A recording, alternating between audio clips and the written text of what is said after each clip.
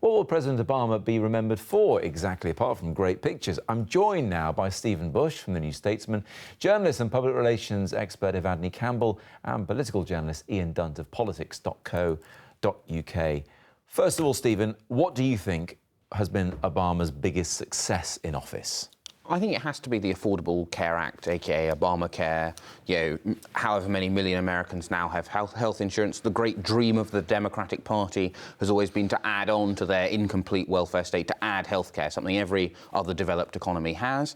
There are many things about Obamacare which we would find incredibly terrifyingly right-wing here in the UK, but it's a huge advance in terms of the size of the American state. So I think that has to be his signature achievement. In foreign policy, the normalisation of relations with Cuba.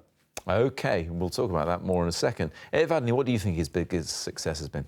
Well, I would definitely have pinpointed Obamacare. I think for me, I found it really interesting and baffling as to why it was such a huge controversy over him trying to introduce it. And also, I think, although I still think it is one of the things that I'm sure he's most proud of, he's also, I'm sure, a little bit sad that it wasn't in the state that he wanted it to be, that it was watered down so much. But I think for the 20 million people that are benefiting, although I'm sure a number of those are the ones who voted against Hillary. So, you know, I'm hoping that it won't be dismantled entirely, because I think that's something to be proud of. Ian, I know you think that is also a big part of his legacy. And for us in the UK, with the NHS, that it's free at the point of access for everybody, it seems strange to be focusing on Obamacare as a great legacy, because it's something we take largely for granted. We don't have to have health insurance. The whole healthcare debate in America always looks so mad from the British perspective. How could you possibly be so angry that someone just gave you free healthcare? That doesn't make any sense. So that's always, it's like guns with the American thing. It's one of those things that really distances you from the American debate on a sort of emotional level.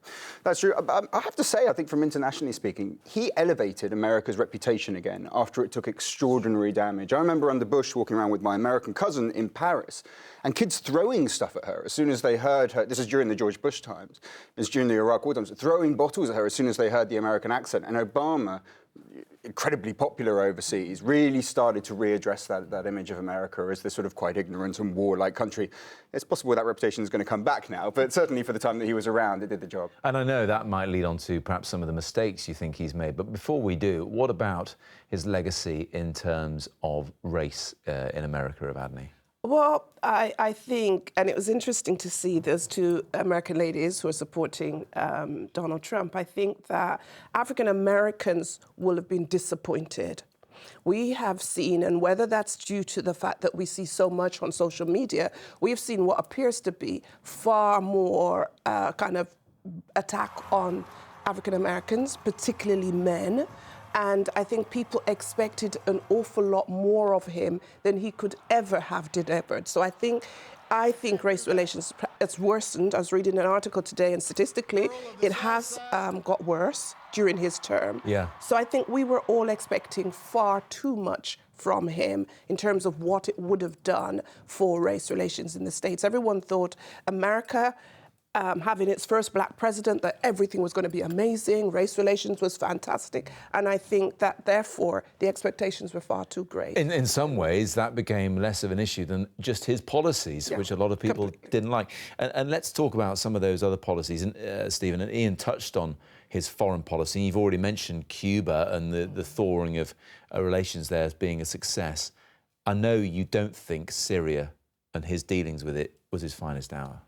Yeah, I mean, I think, the horror of what's happened in Syria and in Aleppo, a lot of that has to be laying at Obama's door, the failure to enforce that red line on the use of chemical weapons. Yes, he said if Assad uses chemical weapons, that's it, that's his red line, he's going to do something about it, and, well, he didn't. He didn't. And in international norms, it's really important to enforce the idea that there are acceptable and unacceptable standards of behaviour. The second you backslide, the world becomes a more dangerous place. Ian, where do you think he failed as well? I mean, that's exactly right. The main thing is that the wrong lessons took place from Iraq, which was let's just step back. And it became politically toxic for him to engage in any sort of military confrontation. And actually what I think that did was basically say to Assad, but also to Putin, who then went off, and in the most abysmal sort of way. I mean, there was points where Russia was just using up old munitions munitions, you know, just by dropping this stuff down there, really it allowed strong-armed men, it allowed that sort of might is right attitude to take over, because there was no red line from the West. OK, look, very briefly, there have been 44 presidents, including him. Some of them are household names, even on this side of the Atlantic. George Washington, Abraham Lincoln, Theodore Roosevelt. Is he going to be up there with the greats? Is he going to be on Mount Rushmore? Or is he sort of middling to not very memorable? What do you think, Stephen? How is he going to be remembered? I think he'll endure, firstly, as the first black president, but also as a transformative domestic president. Ivani, briefly. I really believe that history will be kind to him. I think he will be up there. He will be remembered. They know nothing at all against he and his whole family in 8 years. OK. Amazing. 10 seconds, Ian. Very high up indeed, not so much because of his policies, but because of his grace and the manner with which he conducted himself. A cultural icon, perhaps. Thank you all very much indeed.